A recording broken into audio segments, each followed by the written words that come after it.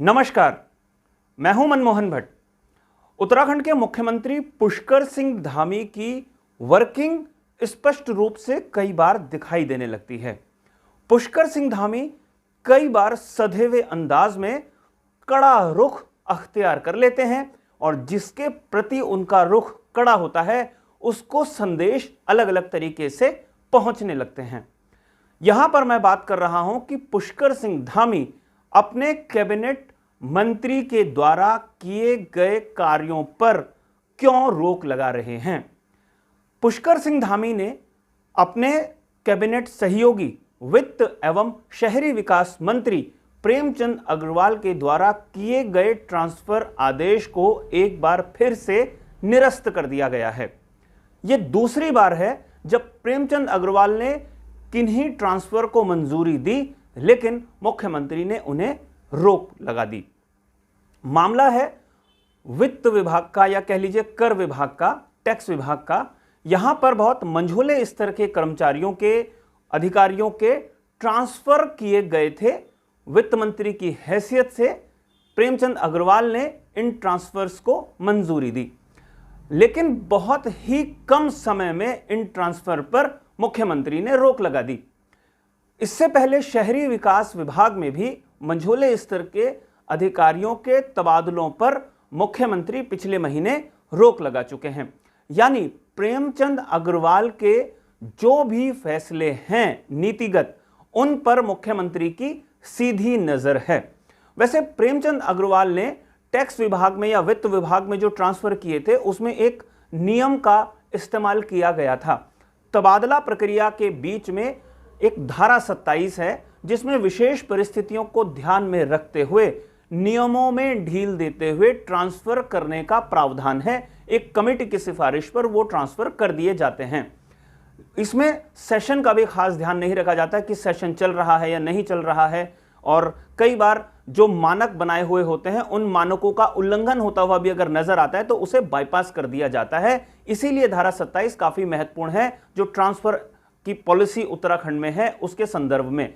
शिक्षा विभाग में धारा 27 के अंतर्गत कई तरीके के ट्रांसफर लगातार होते रहते हैं। सचिव अपनी मर्जी से ट्रांसफर करते हैं, कई बार महानिदेशक अपनी स्थिति के हिसाब से ट्रांसफर करते हैं, शिक्षा मंत्री अपने हिसाब से ट्रांसफर कर लेते हैं। वहां पर तबादलों पर किसी भी तरीके का कोई रोक नहीं होती, वहां पर चल रहा होता है। आज ही वन विभाग में भी कई बड़े अधिकारियों के ट्रांसफर हो गए, उस पर भी किसी तरीके की कोई आपत्ति, किसी तरीके का कोई विवाद नहीं हुआ।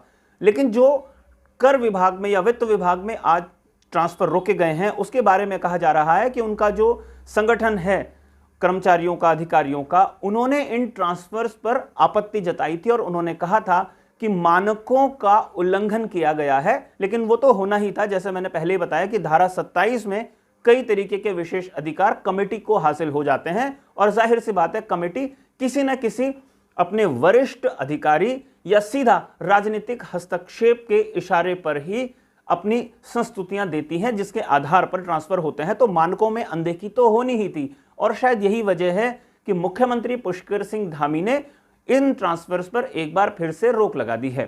तो क्या यह माना जाए कि प्रेमचंद अग्रवाल के जो भी फैसले हैं उन पर सीधा मुख्यमंत्री की नजर है, या ऐसा कह सकते हैं कि प्रेमचंद अग्रवाल और मुख्यमंत्री पुष्कर सिंह धामी के बीच में सब कुछ ठीक ठाक नहीं चल रहा है।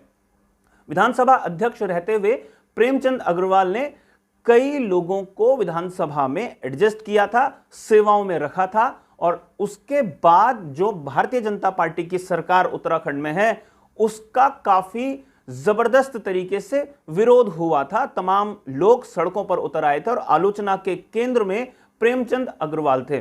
खबर इस तरीके की भी है कि इन सारी बातों की शिकायत मुख्यमंत्री ने अपने वरिष्ठों को या शीर्ष नेतृत्व को बहुत पहले दी थी, जब उनकी अपने शीर्ष नेतृत्व से, बड़े पदाधिकारियों से मुलाकात हो रही थी। माना यह जा रहा है कि प्रेमचंद अग्रवाल ने भी इसके बाद अपने शीर्ष नेतृत्व से मुलाकात की थी और कई तरीके की बातें उन्होंने भी उनके सामने स्पष्ट रूप से रखी थी। ऐसा लगता है कि उसके बाद से वित्त मंत्री प्रेमचंद अग्रवाल और मुख्यमंत्री पुष्कर सिंह धामी के बीच में थोड़ी सी तनातनी जैसी स्थिति हो गई है, वरना अपने कैबिनेट सहयोगी के द्वारा किए गए ट्रांसफर पर सीधा तौर पर रोक नहीं लगाई जाती, और वो भी अगर 2 बार 2 अलग अलग विभागों के फैसलों को मुख्यमंत्री पलट देते हैं तो इससे अंदाजा लगता है कि कैसे अपने मंत्रियों पर शिकंजा कसने की तैयारी पुष्कर सिंह धामी ने की है,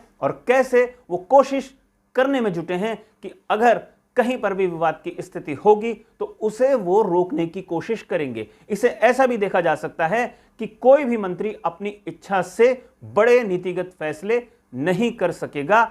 मुख्यमंत्री पुष्कर सिंह धामी ये साफ संदेश देना चाहते हैं।